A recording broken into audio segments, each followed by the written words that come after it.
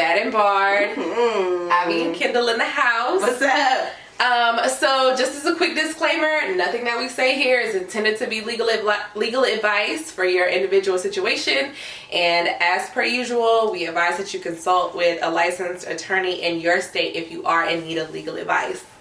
So let's get into it. So what's up? It's been so much going on though since we last. What was our last one? Like a couple weeks ago? 2 weeks ago. 2 weeks ago. Yeah. You know, the chair heard around the world. The Montgomery Brawl, the Battle of Montgomery, whatever you want to call it. I don't know, I almost shed a tear, I'm not gonna lie. It was just so good to see, you know, like everybody rally around that man, even though they didn't know him. Let's just put it out there, we don't condone violence. However, I ain't say that. I mean, we are here for the people. Black folks standing together in the face of oppression. Here for it. Right. Absolutely here for it. Exactly. But, say all that to say, they got my boy.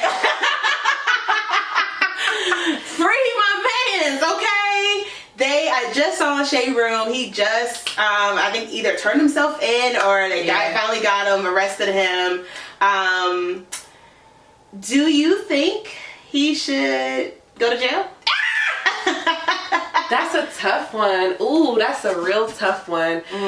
So, okay. So, I wonder if he did turn himself in because he was on the run for a minute. They were looking on the run. They've been looking for my man's for days. Like, it's now Friday. He's been gone. But do I think he should go to jail? First of all, he's been charged with a misdemeanor. What was the charge, do you remember? The charge was misdemeanor disorderly conduct. Yeah, that's not at all like the full extent of what he can be charged with. So what could he be charged with? Shout out to Montgomery for not going too hard on the charges. Like he could have been charged with much worse. Like he could have been charged with assault. Heck, in North Carolina, that would have been assault, inflicting serious injury, like assault with a deadly weapon, battery. Like the charges could have kind of ranged there. Right. In some states, they could have even probably gone for attempted murder because he was laying that chair on thick on homegirl. But thankfully Montgomery was like, all right, we're going to just take this as a little squabble, a little brawl, teach everybody a lesson. They slap misdemeanors on everybody that they charged. Do I think he should go to jail? For disorderly conduct? No. Like, that is a very simple charge. People get charged with it all the time. It's nothing serious. And like I said, it's a misdemeanor. In our state, misdemeanors carry up to a 12-month sentence, so they're served in jail rather than in a prison. But I don't think he should go to, like, jail for hitting that lady and that man with the chair? For the charge. The charge is disorderly. That's not what I asked you. The charge is disorderly conduct. She a lawyer, okay? Because that's not what I asked. Ma'am, I said, for what he did, for the action that he took, not for the charge. Forget the charge. For the actions, should he go to jail? I feel like this is a moral versus legal debate. And a lot of people cannot separate morality from legal. Legally, disorderly conduct and prison just don't go together. Yeah. Morally. Yeah. I just have PTSD because, like, that's how it always is in my classes. Like, my first year classes, it was like a lot of people could not separate moral from legal. And I think if you're going to be a lawyer in any type of law you practice, you have to be able to separate the two. Agreed. I think what you need to learn as a lawyer or somebody who wants to do law is you are the mouthpiece for your client. Yep. It is not about you and how you feel. You are there as a tool for your client. Yep. To say, hey, I know the law, I can help you. Not, these are all my own personal thoughts and feelings and beliefs, and let me push it on you and let me do your case how I want to do your case because of how I feel. Exactly. That's not what you're there to do. So it's hard, but it's hard to do because especially like in today's time where everything is so emotionally charged. Exactly. It's almost like an uphill battle, honestly, to get people to see the difference. So 100%.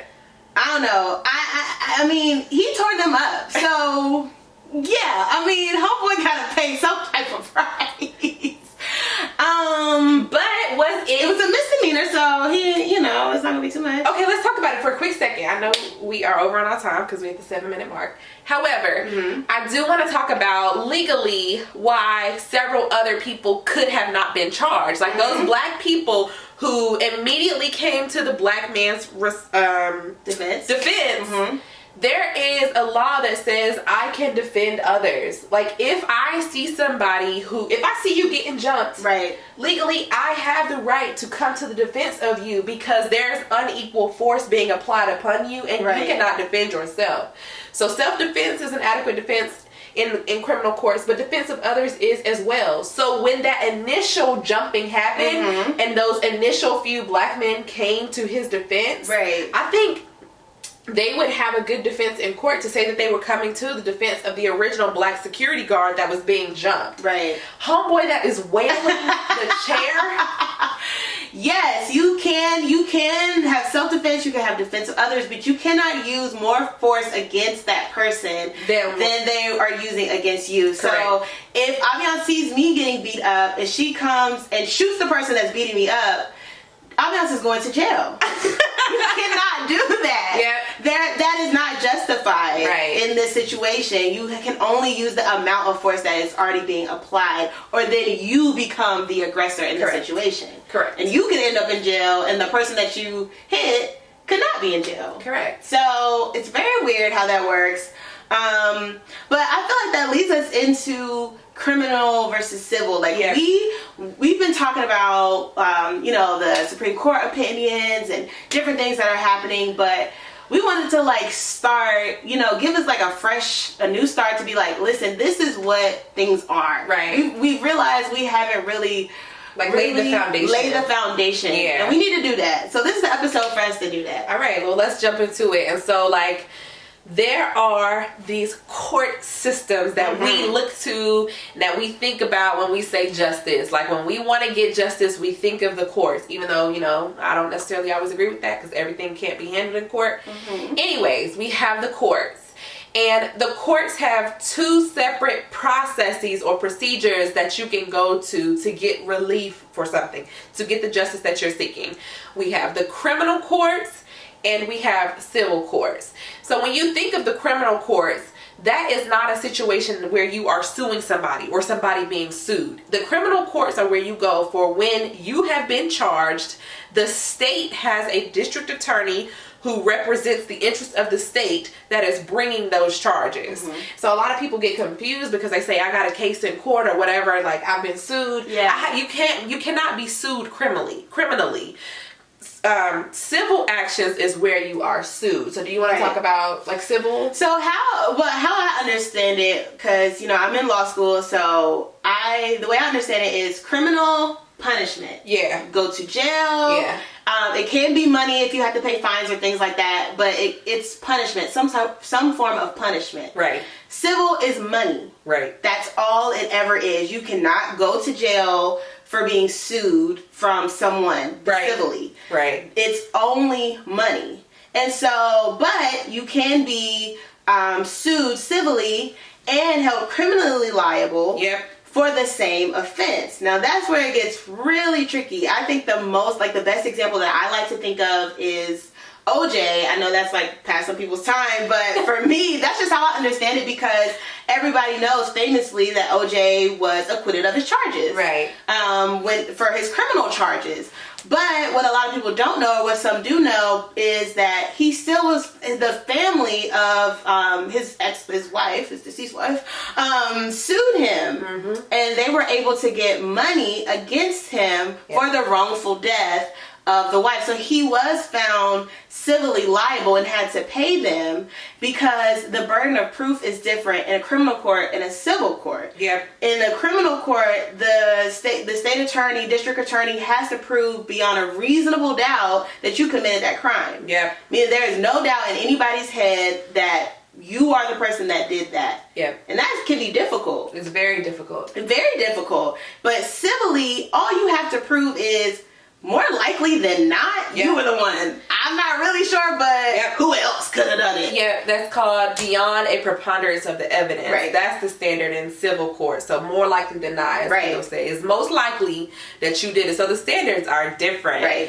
And a lot of people think, I'm going to sue you, I'm about to give me some coin. They not. No, you're not, because one, how many cases go to trial actually? That part. Majority of cases in both criminal court and civil court settle. So in the criminal setting, most cases are disposed via plea. Most people take a plea deal. I think the last time I checked the stats, it was like 3% of cases in criminal court actually go to trial, as opposed to the majority of the other 97% are pleading out. They're taking plea deals. And a lot of people, more attorneys need to take cases to trial. I know that it comes with a lot of drawbacks, and we can talk about that on another episode. But truly, like, if we took more cases to trial and actually made prosecutors do their job to prove beyond a reasonable doubt, a lot less people would be in prison. Ooh. Because the burden is so high. That's tea. That's tea right there. That is true but I will say it's probably for a lack of education. Yep. People don't know that if they get locked up, or people don't know their rights. Yep. And they don't know that if I just hold out, they probably don't have enough evidence against me to take me all the way to trial. They will try to scare you and say, if you take a plea, you'll get 6 months. But if you go to trial, you'll get 6 years. Yep. And so in your mind, you're like, oh my God, if I go to trial and get 6 years, they're not telling you all the work that they would have to do. You're honestly saving them time and money and energy and everything else by not going to court. So the best thing you can do is say, prove it. Now, if you did it, don't do that, okay? If you did it, you might want to take a plea. And there is no mess ups by the police, because even if you did it, the police didn't do their part. They didn't do their job right. There's still some potential for getting off, but that's another episode. That's another episode. I can get into that, because me as a defense lawyer, girl, I love a good technicality. The moral of that story is know your rights. You do not have to be legally savvy. You do not have to take law classes to just know your basic constitutional rights. Yeah. And look those up. Those are available online. That is not a secret to anybody. They're going to try it. Obviously, they're banking on the fact that you don't know, but it's not a secret. You can look all this stuff up online and know your rights. And if you get involved in a situation, just know what you can and cannot do. And if you don't know, consult with an attorney. And I know that that's a privilege, because access to the law, legal systems, and everything else can be challenging because it requires coin. However, your life being at risk and at stake with potential jail time or prison time, or not knowing how to navigate through the courts, poses a lot more of a threat and danger. And so finding those pro bono resources is also an option that you can look into in your state. And one other thing that I wanted to say about civil suits is the money portion. You suing me ain't gonna get you far, because I ain't got a whole lot in the bank. That's true. I just ain't. Yeah, if you sue somebody, and that's why a lot of people, if something happens, they try to go after the corporations or whoever, because you can sue someone. They don't talk about this enough. You can sue someone, win your case, and get $0. Go home with nothing. Because they're an insolvent defendant. They have no money. Yep. And if that's the case, then USOL. You're literally screwed. You have nothing. I mean, so what can happen is they can put liens on that person. Yeah, but if you ain't got nothing, and they know they got a judgment against them, child, they gonna be working on the table for the rest of their lives. Because they know you coming after them. So it's almost not worth it. And I personally don't like when people try to use the legal system to work out vendettas or different little things like that. Same. It's kind of pointless. But at the end of the day, anybody can file a complaint. You do not have to consult an attorney to file a complaint. You should, but you don't have to. Anybody can walk in off the streets, go to the courthouse, and file a complaint. Yeah, and filing a complaint is how you start a lawsuit. Right. Like, the filing that initial complaint is saying, hey, I am about to I'm suing you. Right. You owe me something for something. Now, just know that the courts are going to get their coin, so it's not free to Right, it's not free. It's just anybody can do it. Yeah. You know? Exactly. So that's that. And we hope that we have given y'all something to chew on, something to think about. If you need more explanation, hit us up. We can explain further in, other episodes. Yeah. But we just really wanted to lay a foundation first before, next episodes where we really do get into, Shein and RICO charges. Yeah. And the Tory Lanez thing. Like, before we really get deep into these cases, we felt like y'all kind of needed a little bit of background. Agreed, 100%. So, with the remainder of our time, what we got? We're going to talk about something that is near and dear to both of us. So, it is the year of the 93 babies, which means we are both turning 30. We turning 30 this year. As you can see, we got two different sentiments about that because girl just got choked up and I'm over here cheesing. I'm cheesing because 30 is on the way, baby. We only got a few more months. I'm more than you. You got a month.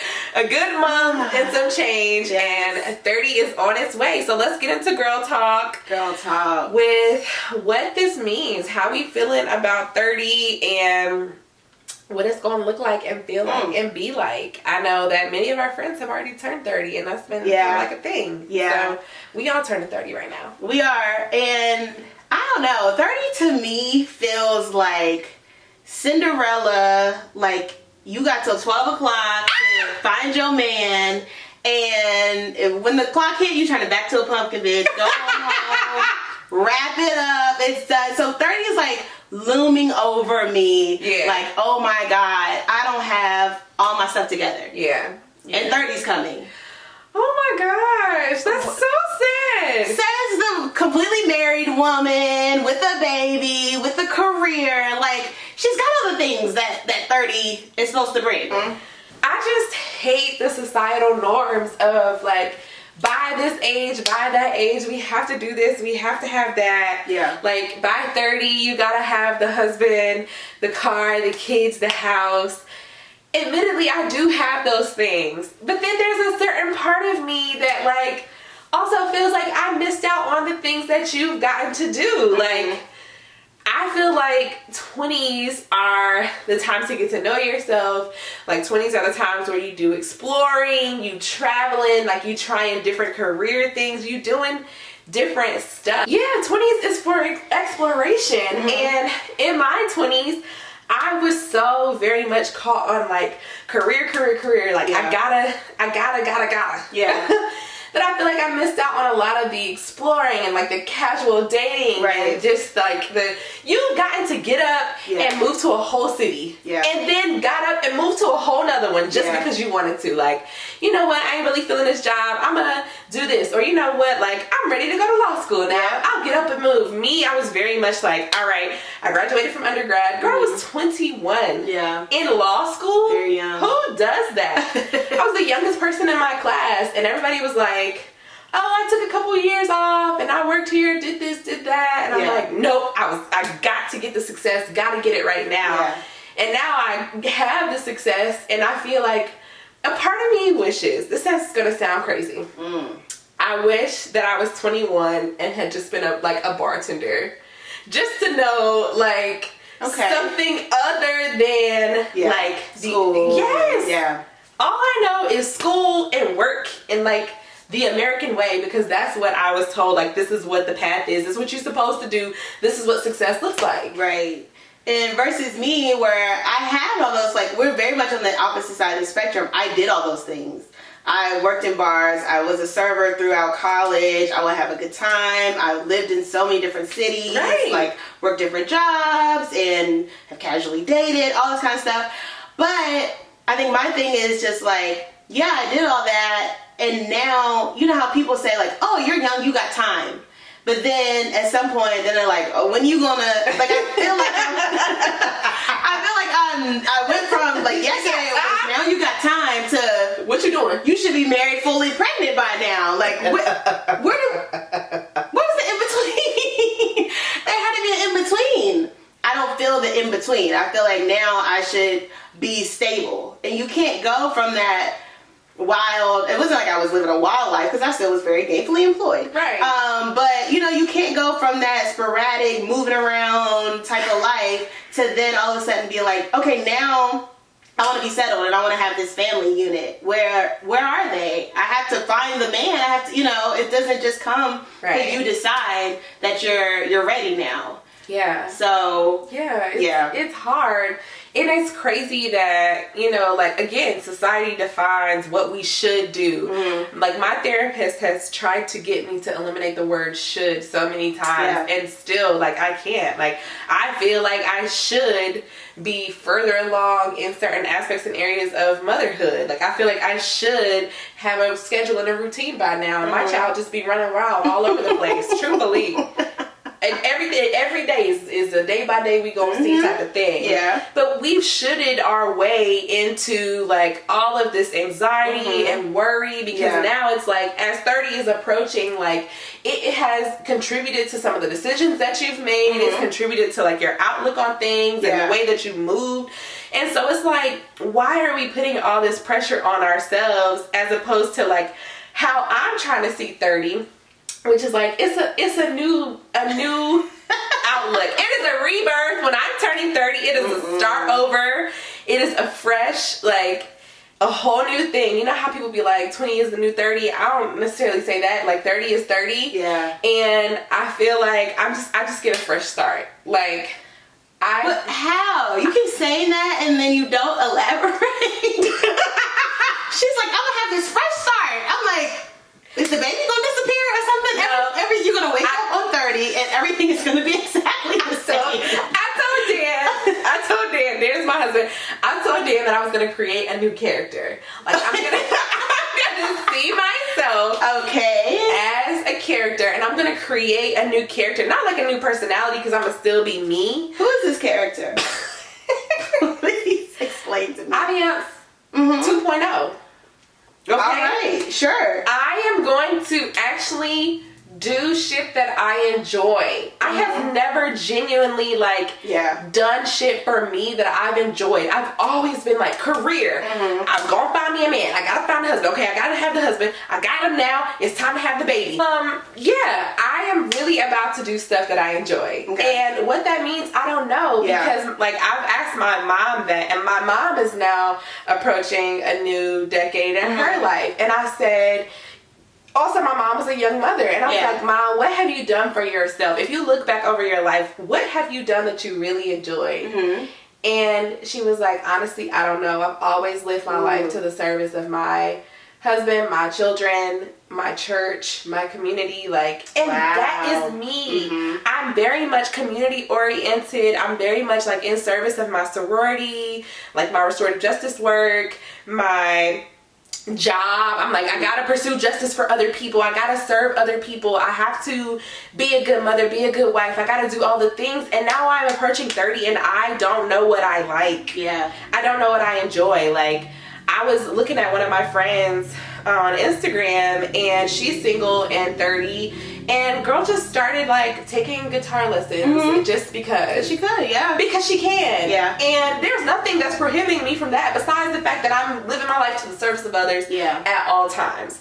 So I have this character in my head that says I'm just going to explore. I don't know what I actually like, but I'm going to start baking if I want to bake. But you always like baking. I mean, I always have baking, but I never make the time. I'm I don't have time because I got a restorative justice meeting tonight. Right. I don't have time because I have a sorority meeting tonight and I got to give back to my community, so I don't have time to bake. And so this year I set a goal to bake a cake once a month. Girl, I've baked once. Can I request the strawberry?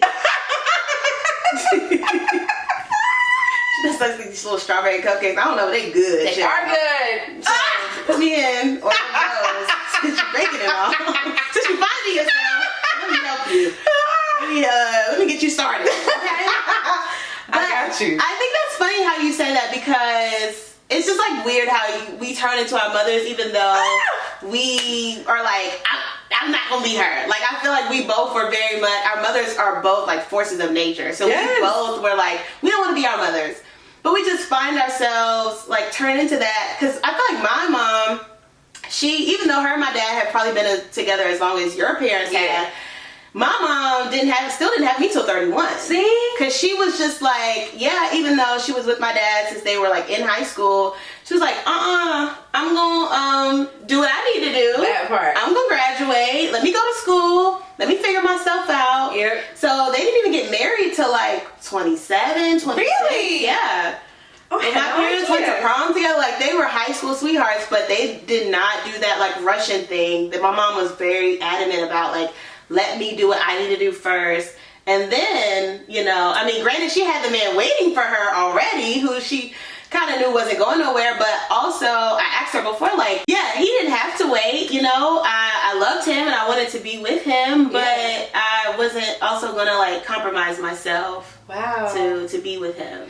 That's so good that she was even like conscious and aware and intentional about the way that she moved about her dating life, as opposed to me. I feel like I was very much just like, I got my man and this is it. And my man, thank you to my man. Thank you to my man. He's here. Yeah. We're getting married. Yep. And he told me, he was like, I felt pressure. Like, I felt that pressure from you. Like, very much into our relationship. Yeah. You were ready. And I was just kind of like, and at 21, why were you doing that? I don't know. Because my mama had a man. Yeah. And my mom had me at 18. Yeah. And had her man and was married by 25. And I feel like it wasn't even like a conscious thought. It was just like my subconscious.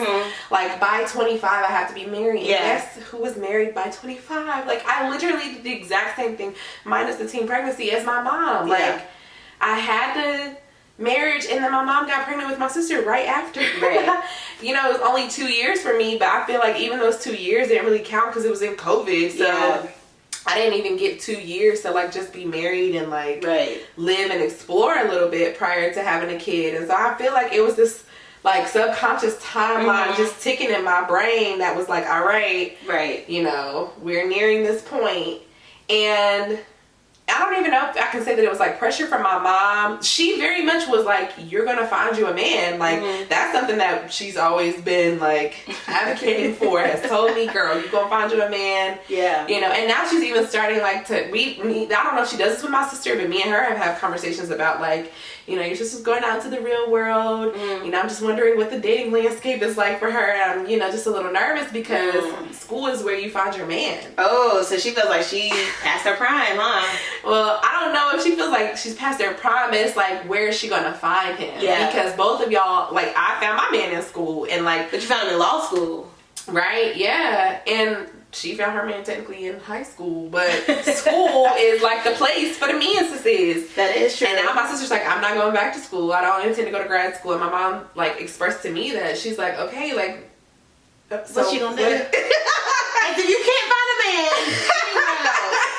School's the only place. I think it's just what she knows. It's like where you have people that are in the same caliber as you, like, that's true. Similar interests. Like, clearly we are kind of in the same level, as opposed to going out here and exposing yourself to the forces that be. Yeah, that's true. I mean, and that could be another conversation of like meeting men and, you know, how that goes. Because it is a lot more difficult. I will say, if you're not like, even I'm in school and I ain't one that I seen, okay? So it's not the only place.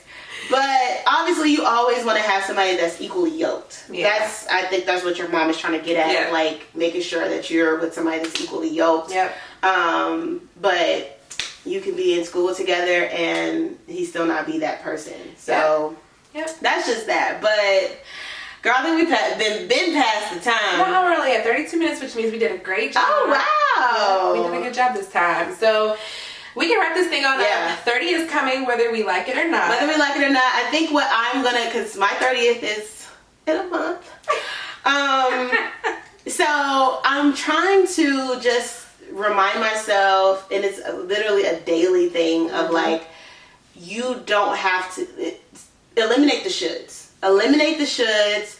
30 is not this thing where like you have to be this or that. Yeah. You know, and moving in a way where that's always looming over you, because like you said, it has affected decisions that I have made like recently of just being like, I'm rushing things because I'm trying to get before 30. And that's not the way it goes. And 30 it's just an age. Yep. Literally, it's just the age. Like, I am still who I am. I'm still gonna wake up the same person. Yep. And I'm still gonna act bad, okay? Like, period. I'm not about to wake up 30. Period. And all of a sudden I'm about to be this old hag. Right. I'm still cute. And so I'm gonna do the same things I'm doing. I will live my life. Period. Yeah, and as for me, I think you've really helped me shape my perspective in like, okay, you need some balance. Because I was like, I'm going to quit all of my organization and I'm going to live for me. But also like, truthfully, at the core of who I am, I love service. Yeah. And so like, it's about finding balance. Yeah. Finding balance in my stride in motherhood, in like my community work, but also in myself. Right. In being intentional about incorporating like, space for self-discovery, because truly, like, when motherhood comes, it hits you like a storm, and you are, whether you like it or not, a whole new person. So who is this new Aviance that came about 2 years ago when I had my son? Who is this new person? What does she like? What is she good at? What does she enjoy? Like, who is that person? And so I think our friendship has definitely like helped me. Help both of us. We're redefining what 30 is, what a lawyer is. Like, we are breaking barriers, and it's just beginning, girl. It's up from here. Yes. Well, thank y'all for tuning into another episode of Bad and Barred, and we'll see y'all in a few more weeks. So we're gonna hop right into a little bit about this Rico stuff. We're gonna talk about Shein and all your favorite clothes. Throw them out. That'd be all right? Now, Fashion Nova getting Rico. Child, I'm coming to the defense. What do y'all need? What do y'all need, Fashion Nova? I can't let you go. Until next time, we will see y'all soon. Bye.